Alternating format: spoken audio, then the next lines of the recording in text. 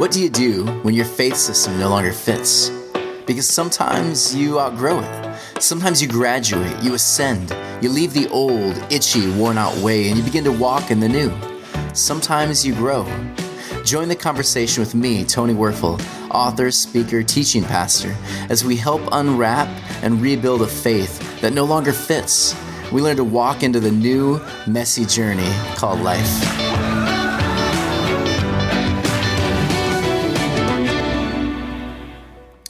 Hey everyone, I'm so glad you joined me again as we continue to deconstruct and reconstruct a faith that works. We learn how to view the world and our stories in ways that bring real healing and repair without checking our brains out at the door. And so today, I want to introduce you to some ideas that have basically completely changed the way I read the Bible and find meaning there. It's just been a huge game changer.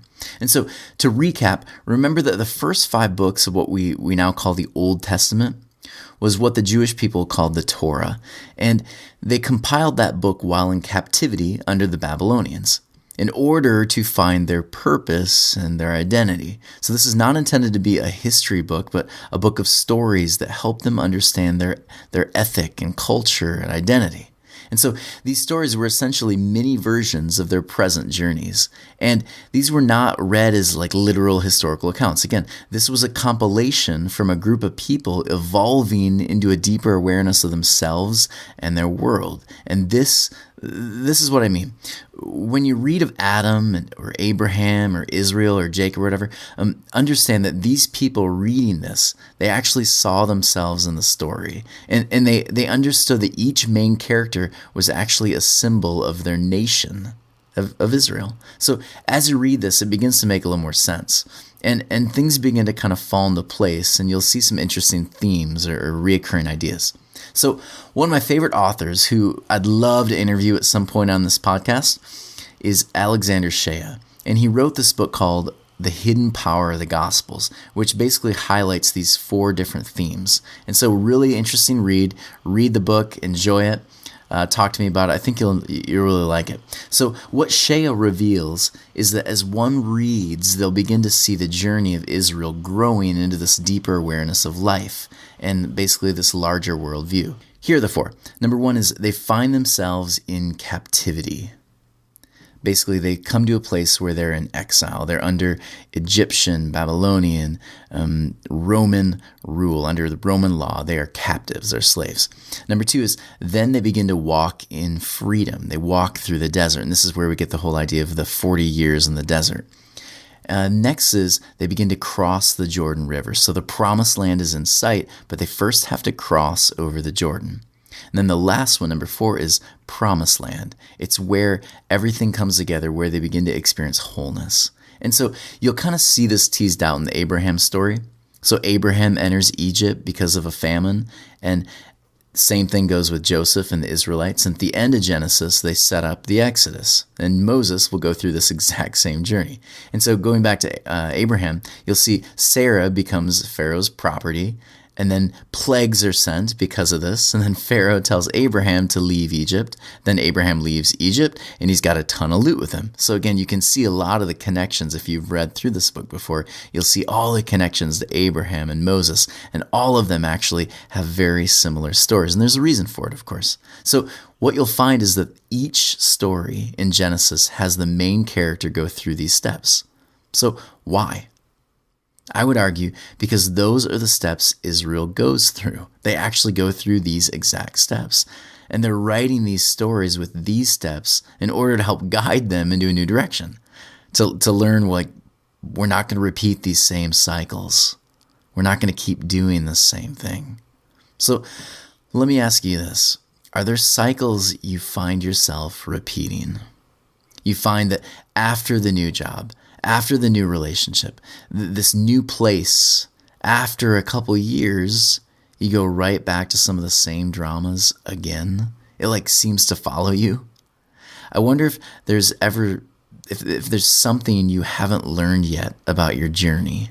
And because of that, maybe you're repeating the same things. I wonder if you took a couple minutes today and just thought long and hard, like really looked for key points of repetition in your story. I think you'd be surprised, because I find myself doing this often. Because the problem, of course, is that we don't often stop and consider our journey. We don't take time to reflect, to breathe, to evaluate the direction of our lives. And so sometimes the only place, and this is so painful for me to admit, but sometimes the only place where I truly learn to stop is when I'm broken down, when I've lost the relationship, the job, or whatever it is. Sometimes I and you, we get so caught up in these cycles that we actually end up plunging into what the Israelites called captivity, a place where they forgot their identity, a place where they actually become slaves. So this first phase, this first step, captivity, is what I want to talk about today. Anyone in this place right now? Some of us call it rock bottom. Some of us call it the end of our rope. Others of us, we call it hitting empty.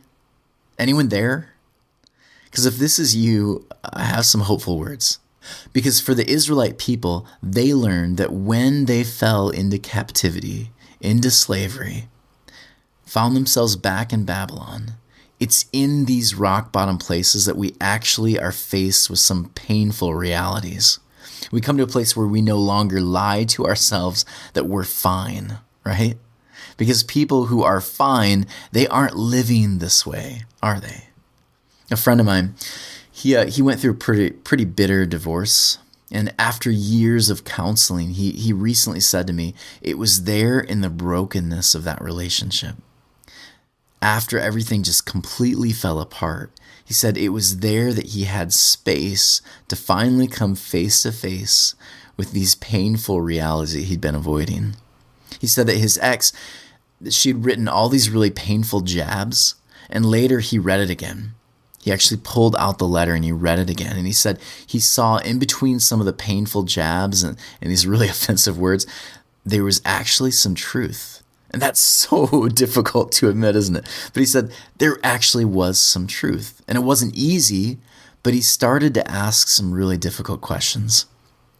Was he really becoming like his father? Was he truly only interested in himself? What were his real commitments? In the middle of the pain, he was able to begin asking some really difficult questions. So keep in mind, he didn't sort all this out immediately. But there in the loneliness, there in the sadness and the pain, he was able to see things he would not have been aware of before. Years ago, I was in a job I hated, like many of you, and I was hitting rock bottom. I didn't sleep. I was sick all the time. I was so anxious about all the drama I was dealing with that there were these nights, and I remember it so clearly. It actually makes my stomach hurt again. I found myself kneeling in front of the commode. Not because I drunk myself, silly or whatever, but because my stomach was so tied up in knots from the pain and the fear and the anxiety that I was literally making myself sick. And in the middle of this terrible season, I was asked to speak across the country, go to this weekend and speak there. And I decided, of course, sure, I'll do it. Because I kind of wanted to distance myself, even though I knew I probably didn't have that much to offer. I was probably going to bring out, my best 4 sermons or whatever. But I spoke for a weekend there. And on the way back, I was sitting in my seat waiting for the plane to start taxiing. And as I sat there, I watched this guy come out of the plane, and he looked super frenzied, really angry. And I looked kind of as he was beginning to look for his seat, and he had basically a couple choices for seats. And in front of him, there were like these 2 large men who appeared to be basically their 2 seats, and the middle seat was maybe half a seat left, if you know what I mean. And a couple rows up, you have this screaming child and mother who had this aisle seat next to them. So he's kind of looking over which hell he's going to choose. And then he spots me, and I'm like, oh, crud, I thought I was going to have an open seat. But he chooses me because I have this open seat next to me. So he chooses wisely, and he sat there right next to me. And as we do, we start talking midway through the flight, pretty surface stuff at first. What do you do? Where do you live? Are you married? Are you single? And then I remember he started to ask these heavy questions. He asked me a couple that don't typically get asked on planes. He actually asked me this one, and it really kind of struck a nerve for me. He said, "Are you happy?" Again, what a question, right? Are you happy? And I remember the question, it stung a bit. It stung because, honestly, I was pretty miserable. And I think he probably could sense it. And so I remember saying, like, "Oh, I'm all right. I'm okay now. Who's really happy anyway? Happy, whatever." But I remember watching his face because the answer didn't really satisfy him. And he asked again. And this time I said no. And I kind of explained why I wasn't feeling happy. And I, of course, like so many of us, I blamed it on my job. My job situation. I don't like my job. And he took a few minutes of silence before replying. And I remember it was very awkward. You could tell he was really thinking. And finally he said to me, and I'll never forget it. He said, "Tony, I'm a pretty wealthy man, and I've done things for people that have changed their lives." And so, of course, right now I'm thinking, yes, like I perk up immediately. This is incredible. Here's my chance. This guy's going to give me money. I'm going to get out of this thing. And he goes on. He said, "Yeah, if I gave you $20K a month, took care of your bills," he said, "what would you be doing?" And so in my mind, I'm thinking, oh, okay, like what answer does he want? How do I get this money, right? And so the possibilities just start blowing up in my mind, and I had too many ideas. And finally I said, I have to think about it because I imagine I'd be doing some sort of teaching or sharing of ideas and maybe building some kind of community, but I don't really know exactly what that would look like. And so then he says to me, he says, "Okay, tomorrow, let's meet in Golden, this city near where I was living, for lunch tomorrow. Let's meet there, 30 minutes from where I was living." So I thought, okay. So I said, "How do I get a hold of you?" He gives me his card. He says, "Shoot me a text and we'll make it work." And so I thought, okay, like let's see where this goes. So I text him later, and I actually looked at his name on the business card. And I'm purposely not going to share his name, but the dude has money. The guy has money. And I thought, okay, let's do this. So I sent him a text. He sends me a place to meet. And so I leave thinking, man, like what could potentially happen here?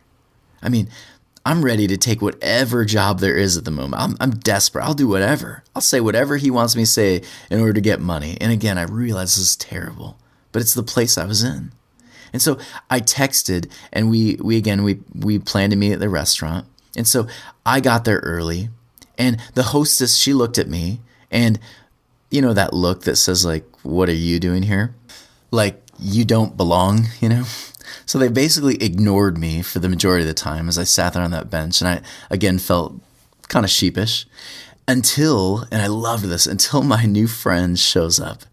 And I'm not giving his name, but fairly famous person in certain circles and is doing well. When he came in, they immediately jogged over to him. They thanked him for visiting their establishment. Then they saw that I was with him because he shook my hand. He said, "Hey man, so good to see you." And to my joy, again, like got a dark joy here. They almost seemed panic stricken that I was with him. And he even said to them, and it was so priceless, "You've taken care of my friend Tony, right?" And they looked at me just totally horrified. And they quickly offered me a drink, whatever I needed.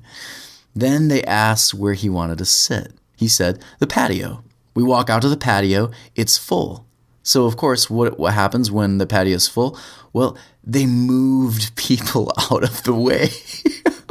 I've never seen this before. They actually moved people out of the way and brought in a table outside. They placed 2 seats next to them, and we sit down. They give us our menus. And the service there, I've never had this experience before. The service was amazing. My drink was never empty. I had extra portions. The waitress essentially stood next to our table the entire time. I felt like royalty. This does not happen to me. And so we talked for a while until finally we began to get down to business. And he finally looks at me and he says, "Tony, you've talked a lot about your job, your frustrations with it, and you've placed a lot of your unhappiness there." And he says, Tony, do you really think your job is the issue? You think another job would make you happy? And he kept going. He said, because it sounds like no matter where you are, you're going to be frustrated. The boss is never going to be good enough. The culture is always going to be stifling. The people, they're always going to let you down. He said, Tony, I could give you enough money today to take care of most of your financial issues. But Tony, I would be robbing you. And I remember thinking, man, this just sucks to hear.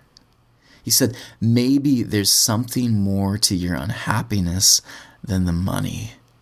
And I remember it hung there. It hung there for a really long time. It hung there for weeks and months. It became this cloud over my head. And I found myself more and more depressed until I started to understand the wisdom in what he'd said and what he had done for me that day. In the anger, in the depression, in the loss, and the feelings of exile, I was mad at that guy. Just mad. But after a while, I started to look back at my life. And I started to see these very real trends. I started to see my issues. I was unable to submit to authority. I got it. I was actually a really terrible employee. I was really pessimistic. I was making poor decisions. I was allowing anger and guilt and fear to steer things rather than love and passion and mercy. In the heart of my exile, there in the darkness, I started to understand how I got here. And that, if I'm going to be honest, that has made all the difference for me.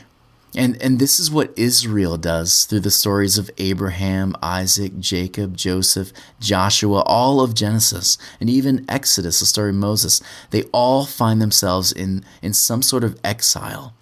But it's there in the exile that Moses becomes aware of his story. And it's there that Abraham begins seeing the world with these new eyes. There in the exile, Jacob changes his name. Right? He goes from Jacob to Israel. And it's there in exile that Joseph, he finally understands his flaws and learns from his actions. And so exile, while it's really bitter and painful, it actually offers a very real opportunity to grow, to redirect your path. So again, is there anyone in exile? Is anyone feeling hopeless and alone? Anyone feeling sick to your stomach with bitterness and rage because life is just feeling like slavery at the moment? If this is you, I want to challenge you with something. I want you to go beyond the surface, because if we're going to be honest, it may not simply be the job, the coworker, your spouse, your ex. You're in exile, and some of the steps into exile, they were your own. And maybe the first step is to admit I have responsibility right now to change the course of my life. Maybe looking back over your story and learning from it, seeing the places where you may have been a cause in the part of your current place. Maybe you were the cause in some of the pain, and maybe you can learn from it. So maybe in the darkness, Maybe in the darkness, there's this huge opportunity to begin living again. Maybe that painful breakup, it can actually offer you something you otherwise never would have been aware before. Maybe that experience with that job you left or you were even fired from, maybe it can offer you some truths that you desperately need to learn. And maybe in that still of the captivity, when the darkness seems so heavy, maybe it's then that you can stop, reevaluate, breathe again, and begin to catch a very real glimpse of what life could really look like. Blessings this week, and as always, if you found this helpful, please pass it along. Visit my site, tonywerfel.com. If you've been touched by this, visit the Patreon page, share a one-time donation, a monthly one. Whatever you can do helps. Next week, we'll delve into what it looks like to wander, to learn, and to unlearn certain things. But in the meantime, I hope you have a great week, and I'll see you next week. Bye.